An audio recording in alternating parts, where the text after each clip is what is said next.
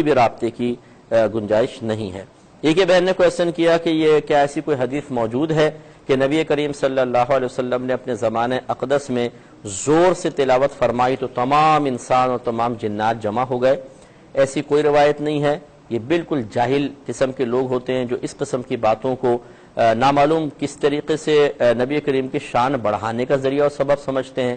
کیا وہ یہ نہیں جانتے کہ سرکار صلی اللہ علیہ وسلم نے نمازوں میں جہری طور پہ قرات بھی فرمائی ہے؟ فجر میں ہے، مغرب میں ہے، عشاء میں ہے، جمعے میں ہے، عیدین میں ہے، تو اس میں بلند آواز سے قرات ہوتی ہے۔ تو کیا ہر دفعہ ایسی ہوتا رہا کہ جنات آ گئے اور انسان آ گئے؟ اگر نہیں ہوا تو کیوں نہیں ہوا؟ اس ایک ٹائم میں کیوں ہوا تھا؟ تو یہ اس طرح کی جو باتیں ہیں یہ بے سروپا ہیں۔ جیسے بعض جاہل یہ کہتے ہیں کہ یہ نبی کریم صلی اللہ علیہ وسلم نے کبھی اپنی زندگی میں اذان نہیں دی۔ اگر سرکار اذان دیتے وہ اس لیے نہیں دی کہ جب سرکار فرماتے حی علی الصلاۃ حی علی الفلاح، آؤ نماز کی طرف، آؤ بھلائی کی طرف، تو سارے کے سارے جن اور انسان اور پہاڑ اور درخت آپ کا حکم ماننے کے لیے چل پڑتے اور دنیا تباہ ہو جاتی۔ یہ خرافات ہیں جو اپنے پاس سے بنائی ہوئی ہیں۔ خود فتاوی رضویہ میں اعلی حضرت امام اہل سنت نے لکھا ہے کہ سرکار صلی اللہ علیہ وسلم نے دوران سفر ایک مرتبہ اذان دی ہے، تو کچھ بھی نہیں ہے۔ باقی سرکار نے ہزارہا مرتبہ ابھی سے قرآن پڑھا ہے، سرکار نے بلند آواز سے یا دعوتی پیغام آپ نے دیے ہیں، صحابہ کرام کو بلایا ہے، تو اگر پکار پر ہی سب کو آنا واجب ہو جاتا تو پھر سرکار صلی اللہ علیہ وسلم کی اس پکار پر سب کا آنا لازم ہوتا، لیکن ایسا نہیں ہے۔ تو یہ بالکل غلط چیز ہے۔ اور پھر یہ کہ دیکھیں، اس سے آپ غور کریں، اگر سرکار اذان دیتے ان کے کہنے کے مطابق یہ حی علی الصلاۃ، آؤ نماز کی طرف، حی علی الفلاح، بھلائی کی طرف، تو یہ نماز کا مکلف کون ہے؟ انسان ہیں، جنات ہیں، بس۔ تو یہ درخت کیوں آ جاتے، پہاڑ کیوں آ جاتے بھائی؟ جب وہ مکلف ہی نہیں ہے تو کیوں آتے اس دعوت کے اوپر؟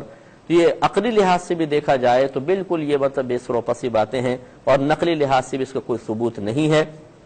ایسے افراد اچھی طرح یاد رکھیں کہ اگر آپ یہ سمجھتے ہیں کہ ان چیزوں سے ہم سرکار کی شان بڑھا رہے ہیں، تو میں آپ کو یہ ایک وعید سنا دیتا ہوں کہ میرے آقا صلی اللہ علیہ وسلم ایسے لوگوں سے شدید ترین بیزار ہیں۔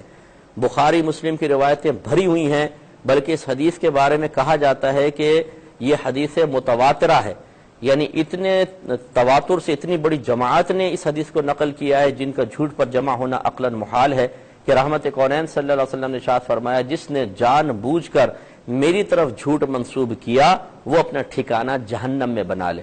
لہذا اچھی طرح سوچئے، کوئی دین کی خدمت نہیں ہے کہ آپ یہ سمجھے کہ ہم اس طرح کی باتیں کریں لوگ سرکار سے متاثر ہوں گے تو سرکار میدان معاشر میں دامن میں لے لیں گے۔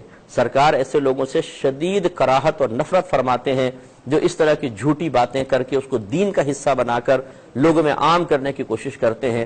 اس کا مطلب ہے کہ ان لوگوں کو ابھی تک معرفت مزاج رسول صلی اللہ علیہ وسلم حاصل ہی نہیں ہے، اور کہتے ہیں اپنے آپ کو کہ جی ہمیں بڑی محبت ہے سرکار سے۔ کوئی محبت نہیں، اگر محبت ہوتی تو سرکار کے حکم کو پورا کرتے اور اس طرح کی جاہلانہ باتوں میں مبتلا نہ ہوتے۔ اس لیے ان باتوں کا کوئی اعتبار